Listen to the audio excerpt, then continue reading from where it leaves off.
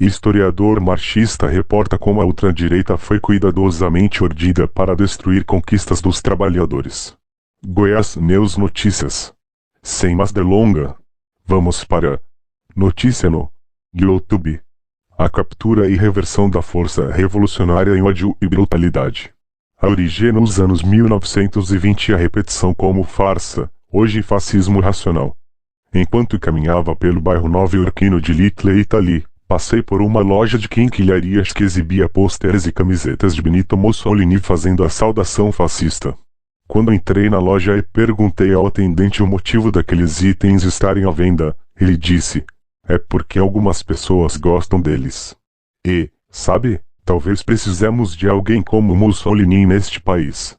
Esse comentário foi um lembrete de que o fascismo sobrevive como algo mais do que uma simples curiosidade histórica.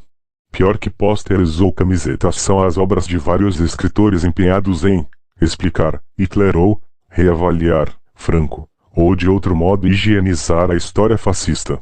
Na Itália, durante a década de 1970, surgiu uma autêntica indústria caseira de livros e artigos que alegavam que Mussolini não somente havia feito os trens andarem no horário, mas também havia feito a Itália funcionar.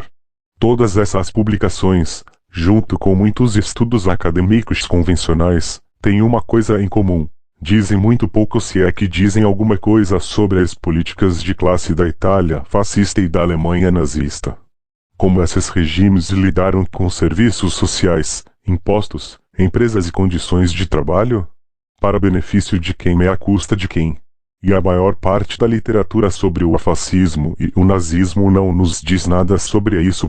Plutocratas escolhem autocratas. Vamos começar examinando o fundador do fascismo. Nascido em 1883, filho de um ferreiro, Benito Mussolini teve a juventude marcada por brigas de rua, detenções, prisões e atividades políticas radicais violentas. Antes da Primeira Guerra Mundial, Mussolini foi socialista. Um agitador e organizador brilhante. Além de um talentoso jornalista, ele se tornou editor do jornal oficial do Partido Socialista. No entanto, muitos de seus camaradas suspeitavam que ele estivesse menos interessado em promover o socialismo do que em se autopromover. De fato, ele não hesitou em trocar de lado quando a burguesia italiana o seduziu com reconhecimento, apoio financeiro e a promessa de poder. Ao fim da Primeira Guerra Mundial, Mussolini, o socialista, que havia organizado greves para trabalhadores e camponeses, havia se tornado Mussolini, o fascista, que rompeu greves em nome de financistas e proprietários de terra.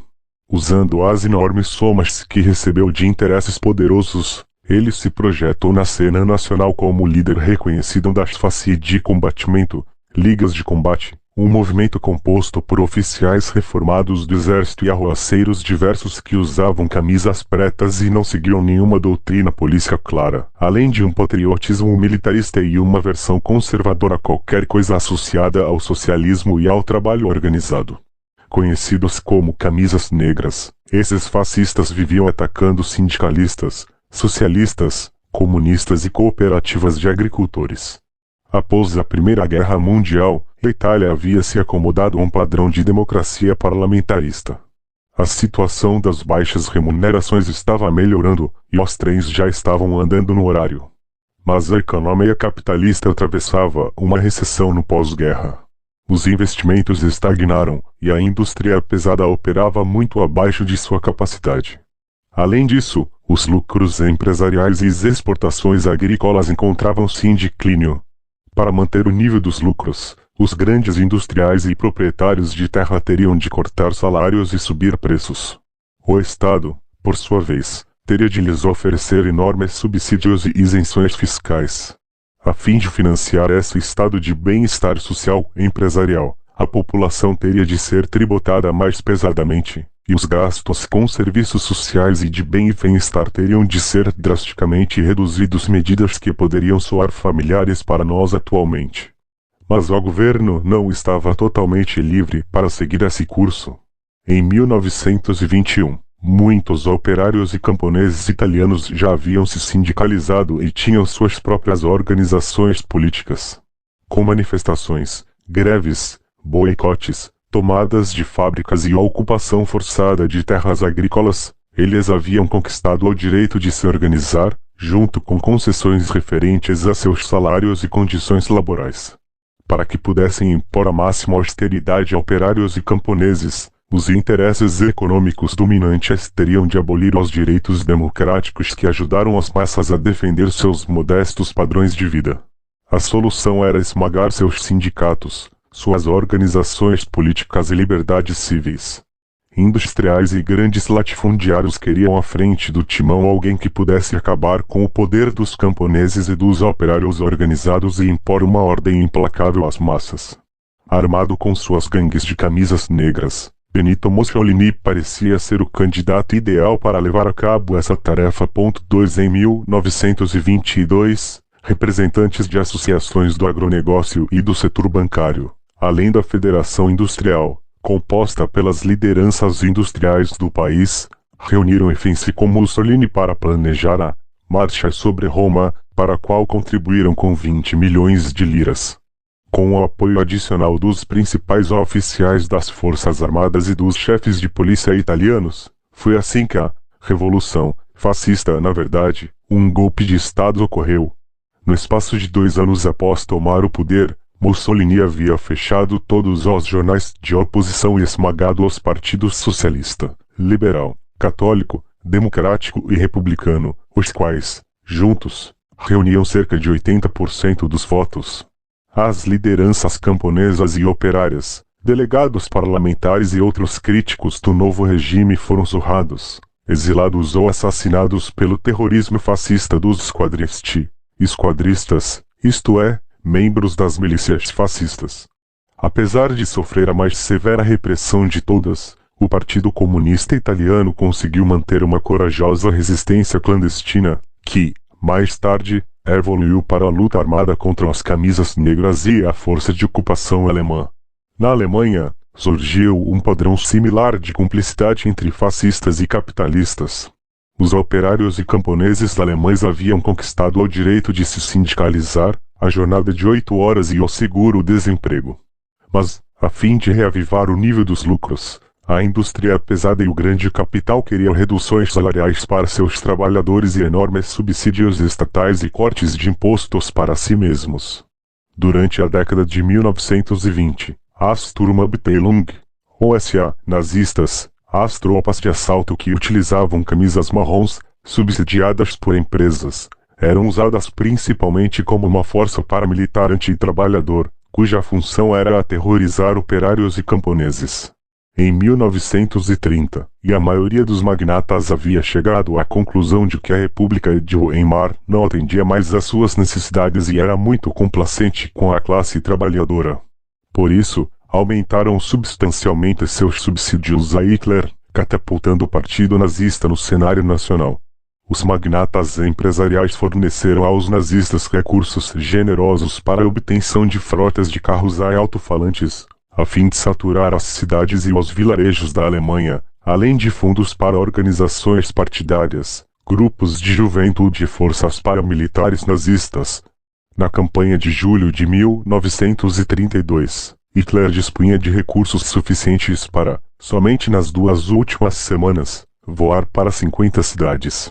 Nessa mesma campanha, os nazistas conquistaram 37,3% dos votos, a porcentagem mais elevada recebida por eles em uma eleição democrática. E jamais a maioria da população os apoiou. Se pudermos considerar que eles contavam com algum tipo de base confiável, esta geralmente estava entre os membros mais afluentes da sociedade. Além disso, elementos da pequena burguesia e muitos membros do Lumpesinato atuavam como gangsters truculentos do partido, organizados nas tropas de assalto das SA. Apesar disso, a massa da classe trabalhadora organizada apoiou os comunistas ou sociais-democratas até o último segundo. Nas eleições de dezembro de 1932, 3 candidatos concorreram à presidência: o presidente em exercício e candidato conservador, o marechal de campo von Hindenburg, o candidato nazista, Adolf Hitler, e o candidato do Partido Comunista, Ernst Thälmann. Em sua campanha, Talman argumentou que um voto em Hindenburg significava um voto em Hitler, e que Hitler levaria a Alemanha a uma guerra. A imprensa burguesa, inclusive os sociais-democratas, denunciava esse ponto de vista como sendo inspirado por Moscou. Hindenburg foi reeleito, enquanto os nazistas perderam aproximadamente 2 milhões de votos na eleição para o Reichstag, em comparação com o pico de mais de 13,7 milhões. Conforme o esperado, as lideranças social-democratas recusaram a proposta do Partido Comunista de formar uma coalizão de última hora contra os nazistas. Na Alemanha, como em muitos outros países, no passado e no presente, os sociais-democratas preferiram se aliar à direita reacionária do que cerrar fileiras com a esquerda radical. 3 Enquanto isso, os partidos de direita se uniram aos nazistas e, em janeiro de 1933, apenas algumas semanas após a eleição, Hindenburg convidou Hitler para ser o chanceler. Após assumirem o poder, Hitler e os nazistas seguiram uma agenda político-econômica parecida com a de Mussolini. Eles esmagaram os trabalhadores organizados e erradicaram todas as eleições, partidos de oposição e publicações independentes. Centenas de milhares de opositores foram presos, torturados ou assassinados. Na Alemanha, como na Itália, os comunistas sofreram a mais dura repressão entre todos os grupos. Aqui estavam dois povos, italianos e alemães, com diferentes histórias, culturas e idiomas, e supostamente diferentes temperamentos, que acabaram chegando às mesmas soluções repressivas em razão das inegáveis similaridades de poder econômico e luta de classes que prevaleciam em seus respectivos países. Em países tão diversos quanto a Lituânia, a Croácia, a Romênia, a Hungria e a Espanha, emergiu um padrão fascista similar, que não media esforços para salvar o grande capital das imposições da democracia. 4 Quem os fascistas apoiaram? Há uma vasta literatura sobre quem apoiou os nazistas, mas relativamente pouco sobre quem os nazistas apoiaram depois da chegada ao poder. Isso está em sintonia com a tendência da pesquisa acadêmica convencional de evitar totalmente o tema do capitalismo sempre que alguma coisa negativa possa ser dita a seu respeito. Quais interesses Mussolini e Hitler apoiaram, tanto na Itália dos anos 1920 quanto na Alemanha da década de 1930? Antigos malhas industriais, os quais se imaginava que já tivessem ficado no passado, reemergiram à medida que as condições de trabalho se deterioravam abruptamente. Em nome da salvação da sociedade contra a ameaça vermelha, greves e sindicatos foram proscritos. Propriedades pertencentes a sindicatos e cooperativas agrícolas foram confiscadas e transferidas para mãos privadas. Leis sobre salário mínimo, pagamento de horas extras e regulamentos de segurança nas fábricas foram abolidos. A ampliação da jornada de trabalho sem aumento salarial tornou o IFES lugar comum. Demissões ou prisões aguardavam aqueles que reclamassem de condições de trabalho desumanas ou inseguras. Os trabalhadores laboravam por mais tempo e menos dinheiro. Os salários, que já eram baixos, sofreram cortes substanciais. Na Alemanha, de 25% a 40%, e na Itália, de 50%. Além disso, o trabalho infantil foi reintroduzido na Itália. Sem dúvida, algumas migalhas foram atiradas à população. Havia eventos esportivos e concertos gratuitos, com os programas sociais insuficientes, uma ajuda para desempregados financiada principalmente por contribuições de trabalhadores e projetos de obras públicas chamativas, concebidos para evocar o orgulho cívico. Tanto Mussolini quanto Hitler mostravam sua gratidão a seus patronos do grande capital ao privatizar muitas empresas estatais perfeitamente solventes, como siderúrgicas, usinas de energia elétrica, bancos e empresas de navios a vapor. Ambos os regimes utilizaram recursos substanciais do tesouro público para relançar ou subsidiar a indústria pesada. A agricultura baseada no agronegócio foi expandida e amplamente subvencionada. Os dois países garantiram um retorno sobre o capital investido por conglomerados gigantescos, ao mesmo tempo que assumiram a maioria dos riscos e perdas sobre os investimentos. Como muitas vezes costuma ser o caso em regimes reacionários, o capital público foi saqueado pelo capital privado. Para algum de vocês, seguidores do canal que tenha interesse de fazer algumas compras, Online nós temos duas lojas parceiras, uma delas se chama Magalu Jorge Rafaela, a outra é a loja Amazon, link logo, abaixo da descrição. Boas compras. Concomitantemente, impostos eram majorados para a população em geral, mas reduzidos ou eliminados para os ricos e o grande capital. Os impostos sobre a herança dos abastados foram largamente minimizados ou simplesmente abolidos. Qual foi o resultado de tudo isso? Na Itália, durante a década de 1930, a economia viu-se às voltas com uma recessão, uma gigantesca dívida pública e corrupção generalizada. Porém, os lucros industriais aumentavam, e as fábricas de armamentos trabalhavam a todo vapor, produzindo armas em preparação para a guerra que se aproximava. Na Alemanha, o desemprego foi cortado pela metade com a expansão considerável dos empregos na indústria bélica, mas, de modo geral, a pobreza aumentou por conta dos drásticos cortes salariais.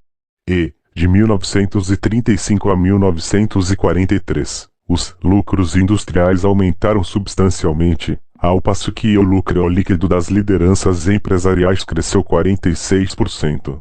Durante os radicais anos 1930, nos Estados Unidos, no Reino Unido e na Escandinávia, os grupos de maior renda experimentaram um modesto declínio em seu quinhão na renda nacional, mas, na Alemanha, os 5% no topo da pirâmide obtiveram um ganho de 15,5%. Apesar desses números, e a maioria dos autores prefere ignorar a colaboração próxima do fascismo com o grande capital.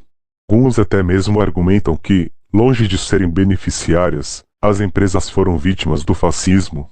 Angelo Codevilla, um autor conservador da instituição Ver, afirmou casualmente: se o fascismo significa alguma coisa, significa propriedade governamental e controle de empresas. Comentário, Ago. 1994. Assim, o fascismo é falsamente apresentado como uma forma montante do socialismo. Na verdade, se o fascismo significa alguma coisa, significa apoio absoluto do governo aos negócios e repressão pesada das forças favoráveis aos trabalhadores e contrárias às empresas. 6. O fascismo é simplesmente uma força ditatorial a serviço do capitalismo? Talvez ele não se resuma a isso, mas, sem dúvida, essa é uma faceta importante do propósito fascista, função a qual o próprio Hitler se referia quando falava sobre salvar os grandes industriais e banqueiros do bolchevismo. Um tema que merece muito mais atenção do que recebeu.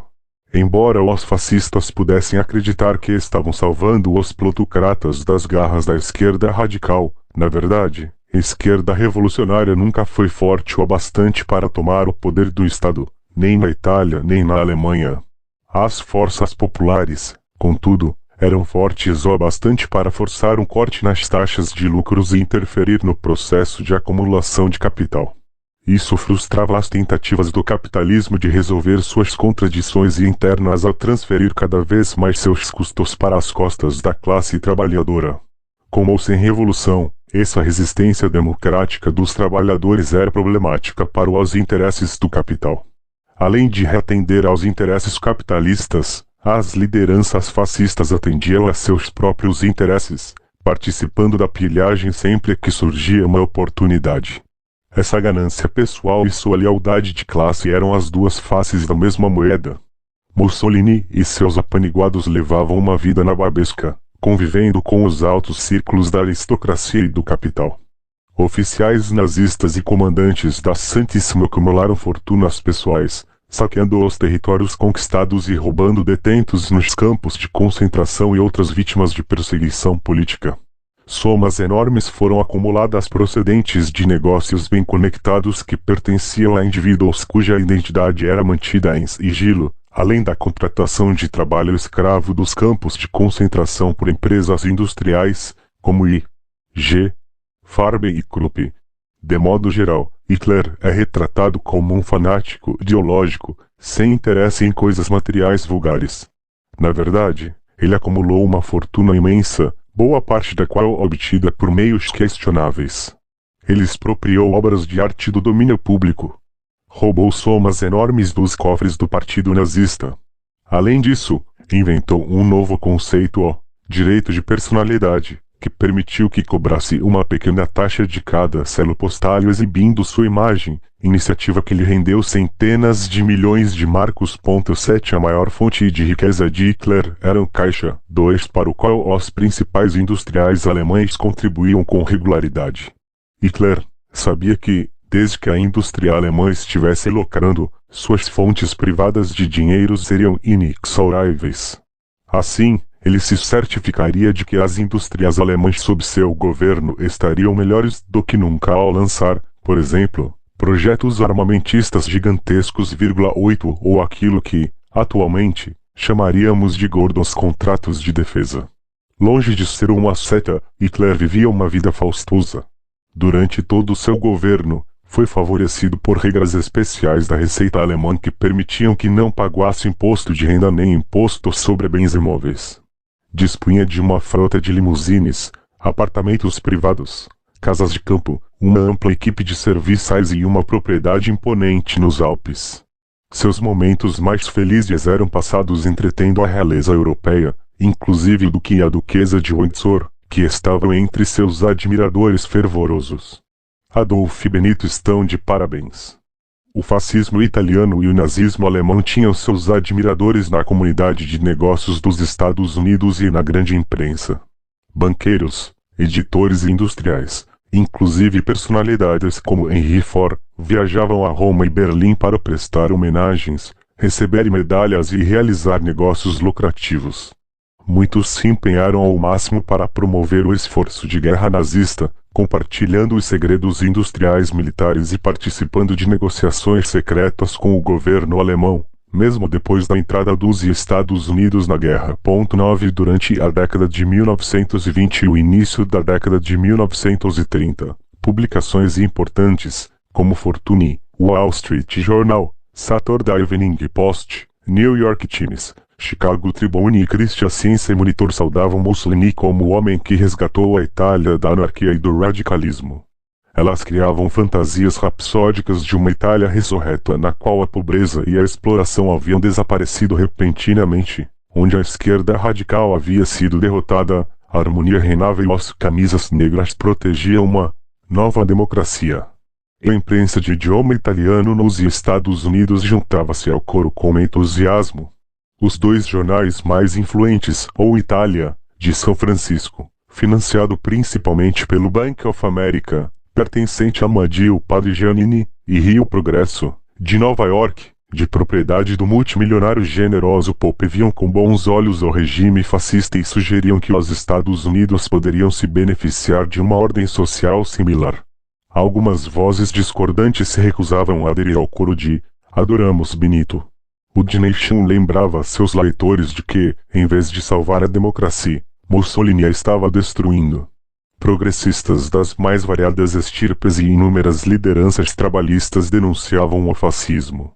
Mas seus sentimentos críticos recebiam pouca exposição na mídia empresarial estadunidense. O mesmo acontecia em relação a Hitler. A imprensa não via com maus olhos a ditadura nazista do Führer. Havia um grupo substancial que acreditava no lema "Deu uma chance a Adolf", alguns deles comprados com dinheiro nazista. A fim de obter uma cobertura mais positiva nos jornais de William Randolph Hearst, por exemplo, os nazistas pagavam quase 10 vezes o valor da assinatura padrão pelo INS, International News Service, o serviço de notícias do magnata estadunidense. Em troca, Hearst instruía seus correspondentes na Alemanha para que preparassem matérias amigáveis sobre o regime de Hitler. Aqueles que se recusassem a fazer isso eram transferidos ou demitidos. Os jornais de Hearst abriram suas páginas até mesmo para colunas de convidados ocasionais redigidas por líderes nazistas proeminentes, como Alfred Rosenberg e Hermann Göring. Entre meados e o final da década de 1930, a Itália e a Alemanha, aliadas ao Japão, outro país de industrialização tardia, estavam buscando de maneira agressiva uma participação nos mercados do mundo e na pilhagem colonial, um expansionismo que os levava cada vez mais perto de um conflito com as potências capitalistas ocidentais mais estabelecidas, como o Reino Unido, França e Estados Unidos. À medida que as nuvens da guerra se acumulavam, A opinião da imprensa estadunidense sobre as potências do eixo passou a ter um tom decididamente crítico. O uso racional de ideologia irracional. Alguns autores destacam as características irracionais do fascismo. Ao fazer isso, eles negligenciam as funções político-econômicas racionais que ele desempenhava. Boa parte da política consiste na manipulação racional de símbolos irracionais. Sem dúvida, isso é válido para a ideologia fascista, cujos apelos emocionais desempenhavam uma função de controle de classe. Em primeiro lugar, havia o culto ao líder, na Itália, e o Dulce, ao líder, na Alemanha, der Führerprinzip, o princípio da infalibilidade da liderança. Junto com a adoração ao líder, vinha a idolatria do Estado. Como escreveu Mussolini, a concepção de vida fascista salienta a importância do Estado e aceita o indivíduo somente na medida em que seus interesses coincidam com os do Estado. O fascismo prega o governo autoritário de um Estado totalmente abrangente e um líder supremo. Ele promove os impulsos humanos mais baixos de conquista e dominação, ao mesmo tempo que rejeita o igualitarismo, a democracia, o coletivismo e o pacifismo como doutrinas débeis e decadentes. Uma devoção à paz, escreveu Mussolini, é hostil ao fascismo. A paz perpétua, ele declarou em 1934, é uma doutrina deprimente. Somente na luta cruel e na conquista, homens e países alcançam a mais plena realização. Embora palavras sejam coisas belas, ele afirmou, rifles, metralhadoras, aviões e canhões são ainda mais belos. E, em outra ocasião, escreveu, somente a guerra confere a marca da nobreza nos povos que têm a coragem de encará-la. Ironicamente, e a maioria dos recrutas do exército italiano não tinha estômago para as guerras de Mussolini, tendendo a se rentar ao par da batalha assim que descobriam que o outro lado estava usando munição de verdade. A doutrina fascista enfatiza valores monistas, e invoque, em reis, e em Führer, um povo, um império, um líder. O povo não deve mais se preocupar com divisões de classe, mas precisa se ver como parte de um todo harmonioso, ricos e pobres unidos, uma visão que apoia o status quo econômico ao ocultar o sistema permanente de exploração de classe. Isso em contraste com uma agenda de esquerda que defende a articulação de demandas populares e uma conscientização mais aguçada da injustiça social e da luta de classes. Esse monismo é sustentado por apelos atávicos às raízes míticas do povo. Para Mussolini, era a grandiosidade da Roma antiga, para Hitler, o antigo Volk, povo ou raça. Uma peça escrita pelo autor pronazista Hans Jost, chamada Schlagetter, apresentada por toda a Alemanha tão logo os nazistas tomaram o poder. Hitler esteve presente na noite de abertura em Berlim, contrapõe o misticismo racial à política de classe. O entusiasmado August está falando com o pai, Schneider. August, o senhor não vai acreditar, papai, mas... Os jovens não prestam mais muita atenção nesses antigos slogans. A luta de classes está morrendo. Schneider, e o que vocês colocaram no lugar? August, a comunidade racial. Schneider, e isso é um slogan. August, não. É uma experiência. Schneider, meu Deus, e a nossa luta de classes, as nossas greves, elas não foram uma experiência, né? O socialismo, a internacional, foram fantasias talvez. August, elas foram necessárias, mas são experiências históricas. Schneider, o futuro, portanto, terá sua comunidade racial. Explica para mim como vocês efetivamente visualizam isso. Pobres, ricos, gente saudável, da classe alta, da classe baixa, tudo isso desaparece com vocês. E isso? August, pai, veja bem, a classe alta, a baixa, pobres, ricos, isso sempre existiu. É somente a importância que se dá a essa questão que é decisiva. Para nós, a vida não é retalhada em horas trabalhadas e fornecidas com tabelas de preços. Em vez disso, acreditamos na existência humana como um todo. Nenhum de nós acredita que ganhar dinheiro seja a coisa mais importante. Queremos servir. O indivíduo é um corpúsculo no fluxo de sangue de seu povo. 10 Os comentários do filho são reveladores. A luta de classes está morrendo. A preocupação do pai com os abusos do poder de classe com a injustiça de classe é facilmente rejeitada como apenas um estado mental sem contato com uma realidade objetiva. Ela é até mesmo falsamente equiparada a uma preocupação fútil com dinheiro. Nenhum de nós acredita que ganhar dinheiro seja a coisa mais importante. Presumivelmente, questões envolvendo riqueza devem ser deixadas para os abastados. Temos algo melhor, Auguste nos diz, uma experiência monista e totalitária como um único povo, todos nós, ricos e pobres, trabalhando juntos para alcançarmos alguma glória maior. Convenientemente omitido está o modo como os sacrifícios gloriosos são feitos pelos pobres em benefício dos ricos. A posição enunciada nessa peça e em outras propagandas nazistas não revela uma indiferença às classes. Muito pelo contrário, ela representa uma profunda consciência de interesses de classe, um esforço bem engendrado de mascarar e calar a forte consciência de classe que existia entre os trabalhadores na Alemanha. Na negação astuciosa, muitas vezes descobrimos a admissão oculta, o fascismo e a pseudo-revolução. O chauvinismo nacional, o racismo, o sexismo e os valores patriarcais do fascismo também serviram ao interesse de classe conservador. A doutrina fascista, especialmente a da variedade nazista, tem um compromisso explícito com a supremacia racial. Diz-se que atributos humanos, inclusive status de classe, são herdados por meio do sangue. A posição de uma pessoa na estrutura social é tomada como uma medida da natureza inata dessa pessoa. E genética e biologia são reunidas para justificar a estrutura de classe existente. Nada diferente do que acadêmicos racistas fazem atualmente com suas teorias de curva normal 11 e embustes requentados envolvendo eugênia. Junto com a desigualdade racial e de classe, o fascismo apoia a homofobia e a desigualdade de gênero. Entre as primeiras vítimas do nazismo estava um grupo de homossexuais nazistas, líderes das tropas de assalto da SA. Quando reclamações sobre o comportamento abertamente homossexual do líder das SA, Ernst Röhm, e de algumas de suas tropas de assalto que usavam camisas marrons continuaram a chegar a Hitler depois de ele tomar o poder, ele emitiu uma declaração oficial, argumentando que a questão pertence puramente à esfera privada, e que a vida privada de um oficial das SA não pode ser objeto de escrutínio, e a não ser que isso estivesse em conflito com os princípios básicos da ideologia nacional socialista. As forças paramilitares das SA haviam sido usadas para vencer a batalha das ruas contra sindicalistas e a esquerda radical.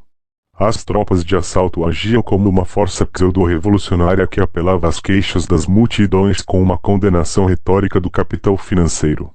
Quando o número de membros das SA explodiu para 3 milhões em 1933, o patriciado militar e os barões da indústria sentiram-se bastante incomodados.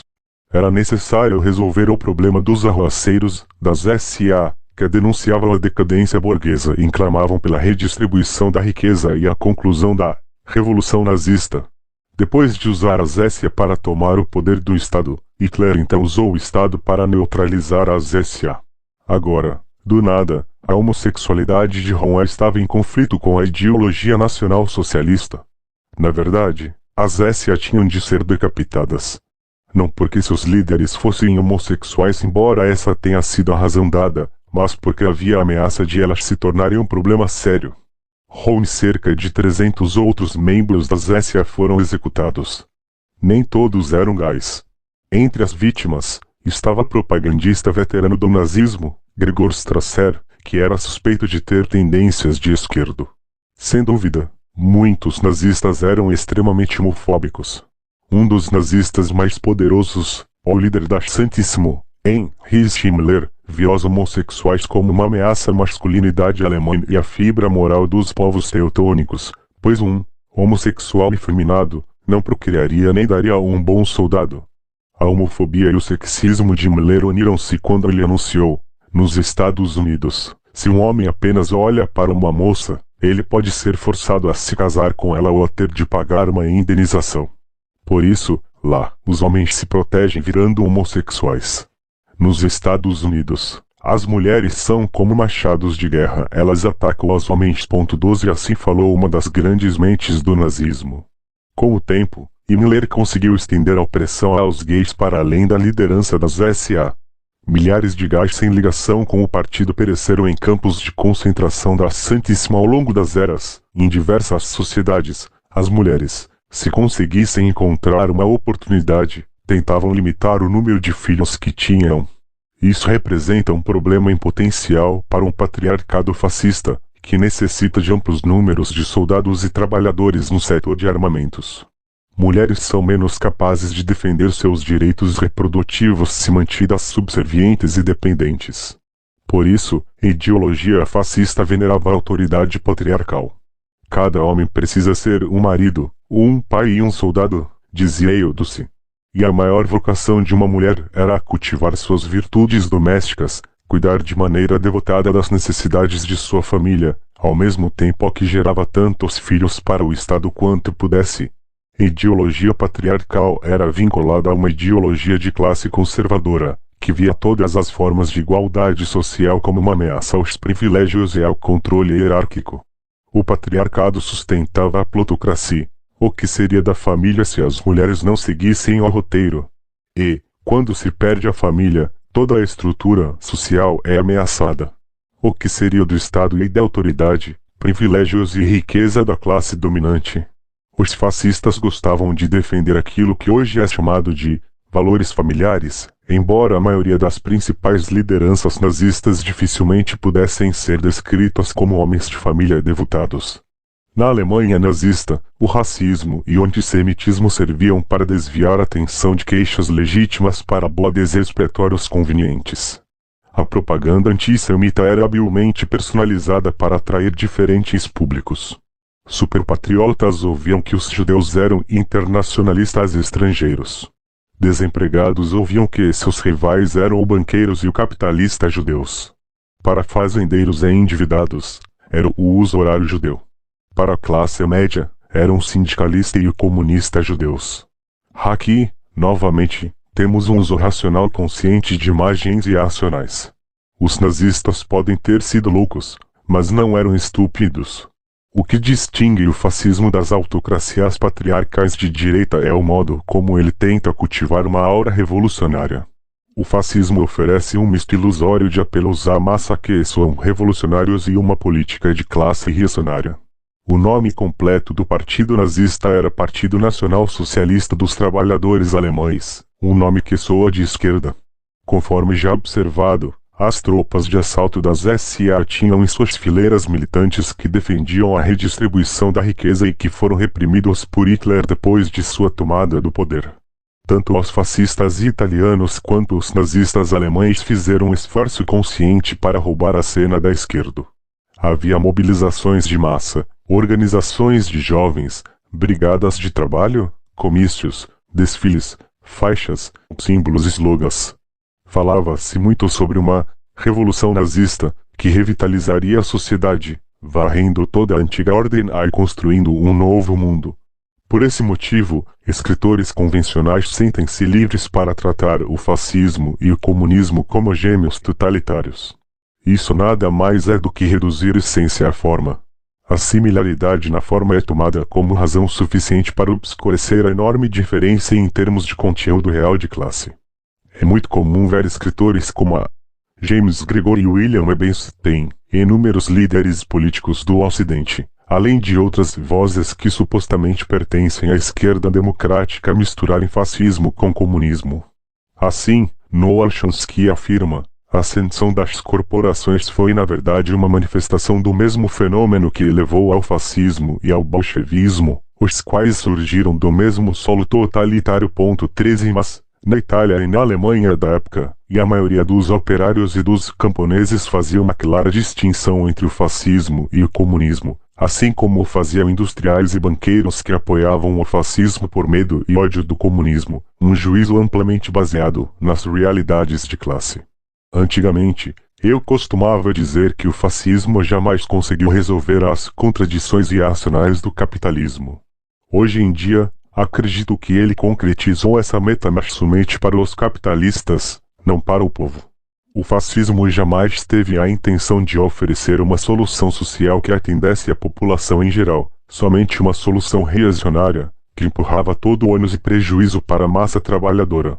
Desnuda de sua parafernália ideológica e organizacional, o fascismo não passa de uma solução final para a luta de classes, a submersão totalitária e a exploração das forças democráticas para o benefício e lucro de altos círculos financeiros. O fascismo é uma revolução falsificada. Ele cultiva a aparência de polícia popular e uma aura revolucionária, sem oferecer um autêntico conteúdo de classe revolucionário. Ele propaga uma nova ordem, enquanto serve aos mesmos velhos interesses burgueses. A culpa de seus líderes não é a confusão que criam, mas a fraude que disseminam. O fato de que eles se esforçam para iludir o público não significa que eles mesmos estão iludidos. Diferente com o fascismo.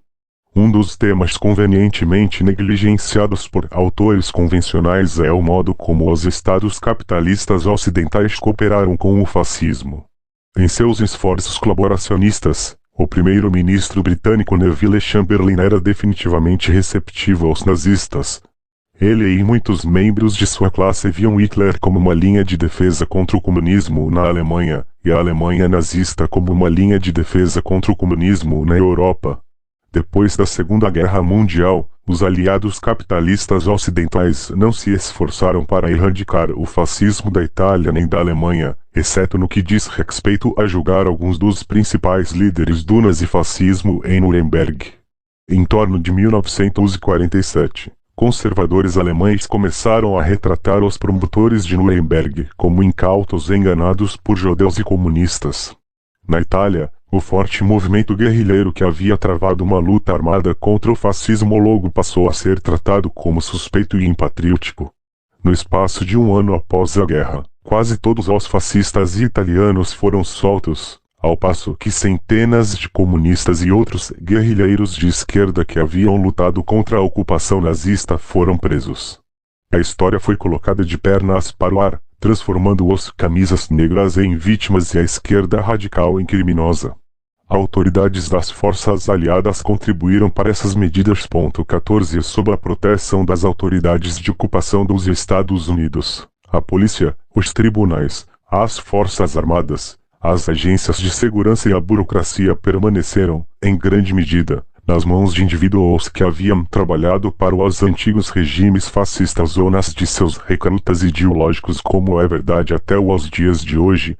Os responsáveis pelo Holocausto assassinaram 6 milhões de judeus, meio milhão de ciganos, milhares de homossexuais, vários milhões de ucranianos, russos e poloneses, entre outros, mas não sofreram consequência alguma.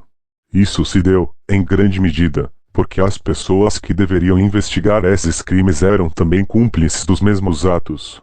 Em comparação, quando os comunistas tomaram o poder na Alemanha Oriental, removeram cerca de 80% dos juízes, professores e autoridades públicas por sua colaboração nazista, prenderam milhares e executaram 600 lideranças nazistas por crimes de guerra.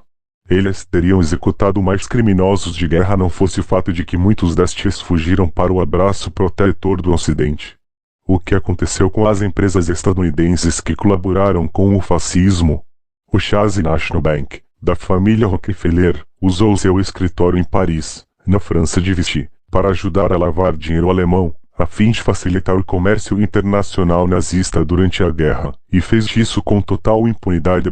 15 Conglomerados empresariais, como DuPont, Ford, General Motors e IT, eram proprietários de fábricas em países inimigos, onde produziram combustível, tanques e aviões que infligiram enormes prejuízos às forças aliadas.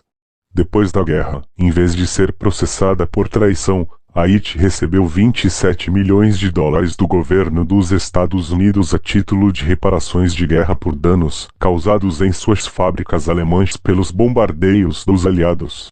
A General Motors recebeu mais de 33 milhões de dólares. Os pilotos recebiam instruções para não atingir fábricas da Alemanha que fossem de propriedade de empresas dos Estados Unidos. Assim, enquanto a cidade de Colônia foi quase totalmente destruída pelo bombardeio dos aliados, a fábrica da Ford, que fornecia equipamentos militares para o exército nazista, permaneceu intocada. De fato, até a população civil alemã começou a usar a fábrica como abrigo antiaéreo. 16 Durante décadas, As lideranças estadunidenses fizeram sua parte para manter o fascismo italiano vivo. De 1945 a 1975, as agências governamentais estadunidenses deram cerca de 75 milhões de dólares para organizações de direita na Itália, inclusive algumas com laços próximos à agremiação neofascista Movimento Social Italiano. 11. Em 1975, o então secretário de Estado, Henry Kissinger, se encontrou com o líder do MSI, Sergio Almirante, em Washington, para discutir quais alternativas poderiam ser avaliadas caso os comunistas italianos vencessem as eleições e assumissem o controle do governo. Centenas de criminosos de guerra nazistas encontraram refúgio nos Estados Unidos, seja vivendo confortavelmente no anonimato, seja trabalhando para agências de inteligência estadunidenses durante a Guerra Fria, além de desfrutarem da proteção de indivíduos em posições de destaque.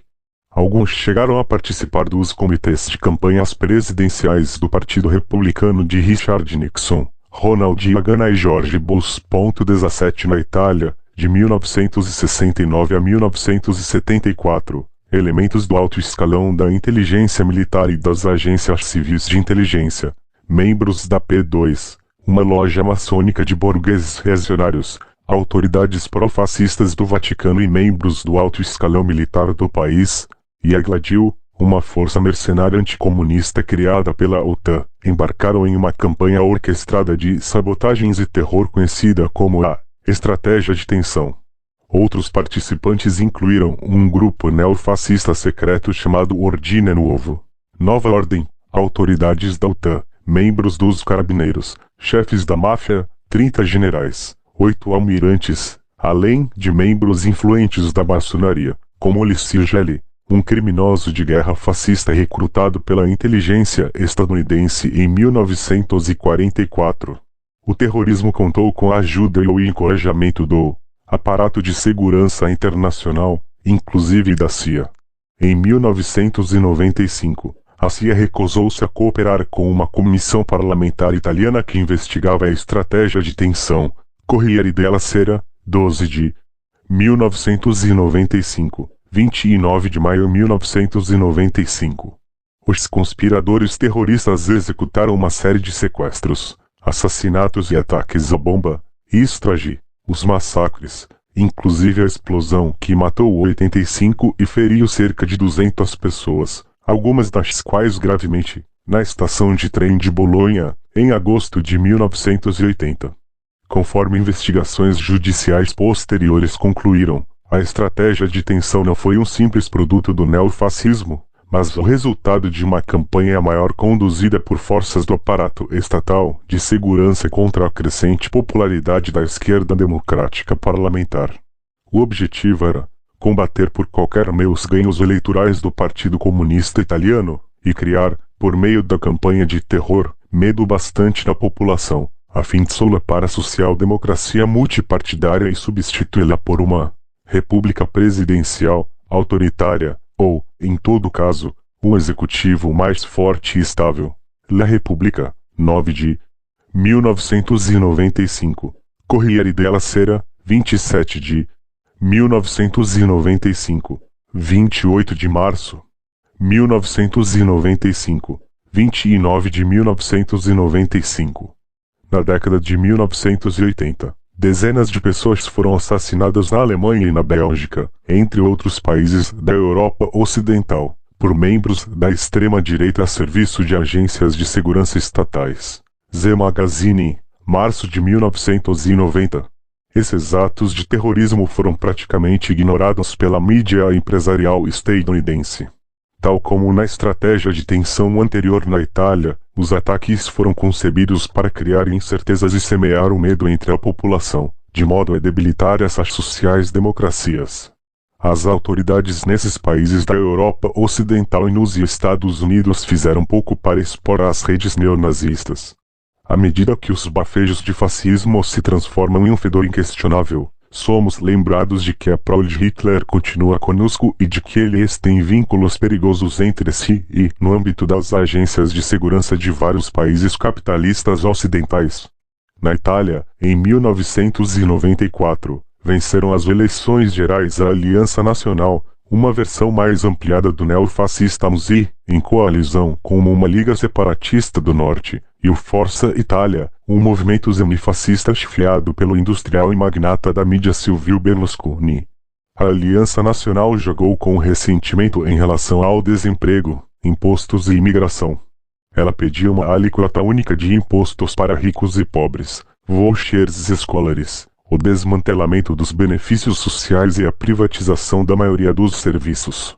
Os neofascistas italianos aprendiam com os reacionários estadunidenses como atingir as metas de classe do fascismo dentro dos limites de formas semidemocráticas, usar o otimismo reaganesco, contagiante, substituir os militares de coturno por celebridades promovidas pela mídia, convencer as pessoas de que o governo é o inimigo, especialmente a área de serviços sociais, ao mesmo tempo que se reforçam as capacidades repressivas do Estado, instigar antagonismos e a hostilidade racista entre a população residente e imigrantes, pregar as virtudes míticas do livre mercado, e buscar medidas tributárias e de gastos que redistribuam a renda para cima. Nos países ocidentais, os conservadores utilizam maneiras difusas do apelo às massas fascista. Nos Estados Unidos, eles disseminam mensagens de tom populista para o típico cidadão médio estadunidense, ao mesmo tempo que sutilmente fazem pressão por medidas que atendam aos interesses das pessoas e dos grandes conglomerados empresariais mais abastados. Em 1996, o presidente da Câmara dos Deputados, o político de direita Newt Gingrich, ao anunciar uma nova agenda de cortes financeiros que supostamente revitalizariam a sociedade, declarou ser um autêntico revolucionário. Na Itália, na Alemanha, nos Estados Unidos ou em qualquer outro país, quando a direita fala em uma nova revolução ou uma nova ordem, faz isso a serviço dos velhos interesses endinheirados de sempre, levando nos para aquela antiga estrada da reação e da repressão que tantos países do terceiro mundo foram forçados a pegar, a estrada que aqueles no topo querem que todos nós peguemos. Note-o entre os milhares de títulos que lidam com o fascismo, há algumas poucas exceções que valem a pena ser lidas, que não evitam questionamentos sobre a economia política e a luta de classes. Por exemplo, Gaetano Salvini, Under the Axe of Fascism, sob o machado do fascismo, Nova York. Howard Fertig, 1969. Daniel Guerin, Fascismo e Grande Capital, Campinas. Editora da Unicamp, 2021. James Puig-Sozanipu, O Financier de Hitler, Quem Financiou Hitler, Nova York. Dial Press, 1978. O Palmiro Togliatti, Lições sobre o Fascismo, São Paulo. Ciências Humanas, 1978. Franz Neumann, Bermott, Colosso, Nova York. Oxford University Press, 1944. R. Palmidut, Fascismo and Social Revolution, Fascismo e Revolução Social, Nova York. International Publisher, 1935. 2 Entre janeiro e maio de 1921. Os fascistas destruíram 120 sedes de agremiações de trabalhadores, atacaram 243 centros socialistas e outros edifícios, mataram 202 trabalhadores, além dos 44 mortos pela polícia e pela gendarmeria, e feriram 1.144. Durante esse período, 2.240 trabalhadores foram presos, dos quais apenas 162 eram fascistas. No período de 1921-1922 até a tomada do poder por Mussolini, 500 escritórios de emprego de sindicatos e lojas de cooperativas foram queimados e 900 municipalidades socialistas foram dissolvidas. Cf. R. Palmidut, Fascismo and Social Revolution, página 124. 3. No início de 1924, autoridades sociais democratas no Ministério do Interior ousaram o Reichswehr, as Forças Armadas Alemãs de 1919 a 1935, e os Freikorps, as tropas paramilitares fascistas, para atacar manifestantes de esquerda. Eles aprisionaram 7.000 trabalhadores e fecharam os jornais do Partido Comunista. Cf.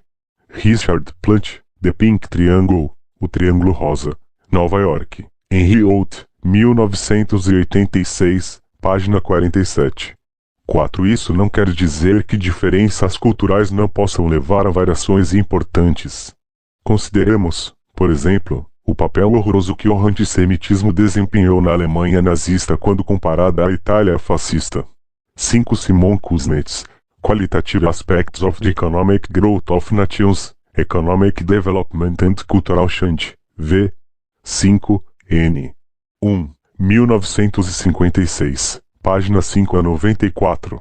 6. Eugene Genovese, New Republic, 4 de 1995. Um ex-esquerdista e neoconservador prontamente chegou à conclusão de que ver o fascismo como uma criatura do grande capital é uma interpretação disparatada. Genovese estava aplaudindo Eric Hobsbawm, que argumentava que a classe capitalista não era a principal força por trás do fascismo na Espanha. Vicente Navarro, Montclair Reviewjam, 1996 Eber, 1996, respondeu, observando que os principais interesses econômicos da Espanha, auxiliados por pelo menos um magnata do petróleo do Texas e outros elementos do capital internacional, de fato financiaram a invasão fascista de Franco e o golpe contra a República Espanhola. Uma fonte crucial, Navarro escreve, foi o império financeiro de Joan March, fundador do Partido Liberal e proprietário de um jornal liberal. Considerado um modernizador e uma alternativa ao setor oligarca e reacionário do capital baseado na propriedade agrária, March cerrou fileiras com esses mesmos oligarcas tão logo percebeu que os partidos da classe trabalhadora estavam ganhando terreno e seus próprios interesses econômicos estavam sendo afetados pelo reformismo republicano. 7. Já havia um selo de von Hindenburg em homenagem à sua presidência. O velho Hindenburg, que não more de amores por Hitler, disse sarcasticamente que faria de Hitler seu ministro dos Correios, porque, assim, ele pode lamber o meu traseiro. 8. Olaf Schwarzenegger, de um Known Hitler, o Hitler desconhecido, página 197. 9. Charles Egan, Trading with the Enemy, negociar com o inimigo, Nova York, Dell, 1983. 10. George Mosse, org. Nazi Culture, Cultura Nazista, Nova York, Grosset e Econômico, Dunlap, 1966, página 116-118. 11. Referência ao livro de Bell Curve, A Curva Normal, de Charles Murray e Richard Elstein, no qual os autores defendem uma tese extremamente conservadora e racista segundo a qual a inteligência e a riqueza seriam hereditárias, e os negros seriam menos inteligentes do que os caucasianos. N.T. 12. Richard Plant, The Pink Triangle, The Nazi War Against Homosexuals, O Triângulo Rosa, A Guerra Nazista contra os Homossexuais, Nova York, Henry Holt, 1988, página 91. 13. Chansky entrevista para o Zainal Cordi, Perception, Mar. Abra. 1996. 14. Roy Palmer Domenico, Italian Fascists Montreal, 1943 e 1948, Fascistas italianos em julgamento, 1943-1948, Chapelle, University of North Carolina Press, 1991, Passim. Na França, igualmente, pouquíssimos colaboradores de Vichy foram expurgados. Ninguém em cargo algum foi punido seriamente por seu papel na captura e deportação de judeus para os campos de concentração nazistas. Herbert Lutman, De Purge, O Expurgo, Nova York. William Morrow, 1986, página 290. O mesmo argumento pode ser dito da Alemanha. Vering Moller, Hitler's Justice. A Justiça de Hitler, Cambridge, Harvard University Press, 1991, parte 3. The Aftermath. As consequências. As autoridades militares dos Estados Unidos reconduziram colaboradores fascistas ao poder em vários países do Extremo Oriente. Na Coreia do Sul, por exemplo, colaboradores coreanos e a polícia, treinada pelos japoneses, foram usados para suprimir forças democráticas de esquerda. O exército sul-coreano foi comandado por oficiais que haviam servido no exército imperial japonês, e tinham orgulho disso. Vários deles haviam sido culpados de crimes de guerra nas Filipinas e na China. Uljiani, Coreia, China and United States, a Look Back, Monthly Review, fevereiro de 1995, página 20 e 23. Reserve um momento para compartilhar ele-o com sua família e amigos. Eu adoraria ouvir sua opinião sobre este conteúdo. A seção de comentários. Logo abaixo. Até a próxima e obrigado por assistir. 15 depois da guerra, Edmund Hobbes, conselheiro do Deutsche, na realidade, tesoureiro de Hitler, foi louvado por David Rockefeller como o mais importante banqueiro de nossa época. Segundo seu obituário no New York Times, Hobbes desempenhou um papel dominante na reconstrução da Alemanha Ocidental depois da Segunda Guerra Mundial. Nem o Times nem Rockefeller disseram uma palavra sobre as conexões nazistas de Hobbes, as incursões predatórias de seu banco na Europa sob a ocupação nazista, tampouco de sua participação, como membro do Conselho da I.G. Farben, no uso de trabalho escravo em Auschwitz. Robert K. Miller, Portland Free Press, 7. Out. 1994. 16 Charles Egan, Trading with the Enemy. 17 Um deles, Boleslav Smaykovskis, um chefe de polícia letão que fugiu para a Alemanha Ocidental para escapar das acusações soviéticas de crimes de guerra e, na sequência, para os Estados Unidos. Estava bastante implicado no massacre nazista de mais de 200 aldeões letões. Ele trabalhou em um subcomitê do Partido Republicano na reeleição do presidente Nixon e, em seguida, fugiu de volta para a Alemanha, a fim de evitar uma investigação tardia nos Estados Unidos por crimes de guerra, morrendo na proveta idade de 92 anos. New York Times, 8 de 1996.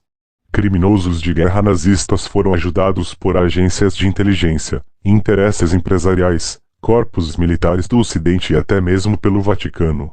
Em outubro de 1944, o comandante de paraquedistas alemão Major Walter Heder foi responsável pelo massacre de 1.836 civis indefesos em um vilarejo próximo a Bolonha, na Itália,